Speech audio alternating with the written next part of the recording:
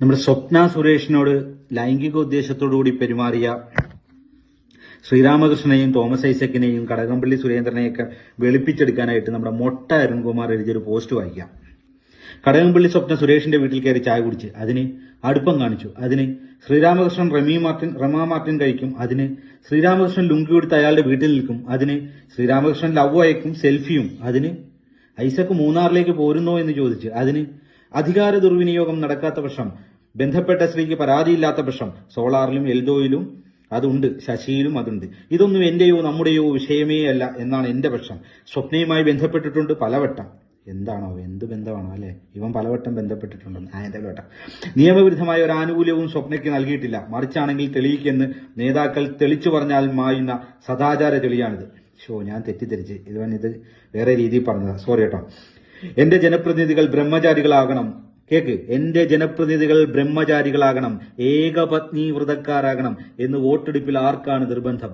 ഉഭയസമ്മതമുള്ള പ്രണയിനികൾ ബ്രഹ്മചാരികളായ ഏകാധിപതികളേക്കാൾ മാന്യരും ജനാധിപത്യ വിശ്വാസികളും സഹൃദയരുമായിരിക്കും. എന്താ അല്ലേ നിലപാടെന്നൊക്കെ പറഞ്ഞ നിലപാടിന്റെ ഒന്നും പറയുന്നില്ല. അധികാരമാണ് പ്രണയത്തിന്റെ മൂലധനമെങ്കിൽ പരാതി പറയേണ്ടത് പ്രണയത്തിലേർപ്പെട്ട പെൺകുട്ടിയാണ്. അത് പ്രിവിലേജ്ഡ് കൺസെന്റ് മാനിപ്പുലേഷൻ ആണ്. വയലാർ എഴുതുമോ ഇതുപോലെ? സ്വപ്നയ്ക്ക് പരാതി ഉണ്ടെങ്കിൽ, താൻ വിലക്കിയ ശേഷവും സെൽഫി അയച്ചുവെങ്കിൽ, ടെലിസെക്സ് ചെയ്തുവെങ്കിൽ അത് ഗുരുതരമാണ്. അതിനുള്ള തെളിവ് നിലവിൽ ലഭ്യമല്ല. നമ്മുടെ റിപ്പോർട്ടർ ചാനൽ മൊട്ട ബോഡി ഷെയ്മിംഗ് ഇല്ല, നമ്മുടെ അരുൺകുമാർ, ഡോക്ടർ അരുൺകുമാറിന്റെ ഫേസ്ബുക്ക് പോസ്റ്റ് വായിച്ചത്. CPMകാർ ഇതുപോലത്തെ വേണ്ടാധീനം കാണിക്കുമ്പോൾ ഇവന്റെ നിലപാട് ഇതാണ്. ഇവിടെ ഏതെങ്കിലും കോൺഗ്രസ് നേതാവിന് നേരെ ആരെങ്കിലും ഒരു ആരോപണമായിട്ട് വരുമ്പോൾ ഒരു പരാതി ഇല്ലെങ്കിൽ ഉടനെ ഇവന്റെ നിലപാട് വേറെയാണ്. നേരത്തെ പറഞ്ഞ പോലെ നിലപാടിന്റെ അടയ്ക്ക. പറഞ്ഞു വന്നത്, ഇവിടെ ആരെയും ന്യായീകരിക്കാൻ വരുന്നില്ല. ഒരു പരാതി ഉണ്ടെങ്കിൽ, നിയമവിരുദ്ധമായിട്ടുള്ള കാര്യം ആരെങ്കിലും ചെയ്തിട്ടുണ്ടെങ്കിൽ അതിനൊക്കെ നടപടി ഉണ്ടാകണം, അയാൾക്കെതിരെ ശിക്ഷയുണ്ടാകണം എന്ന അഭിപ്രായക്കാരനാണ് പേഴ്സണലി ഞാൻ.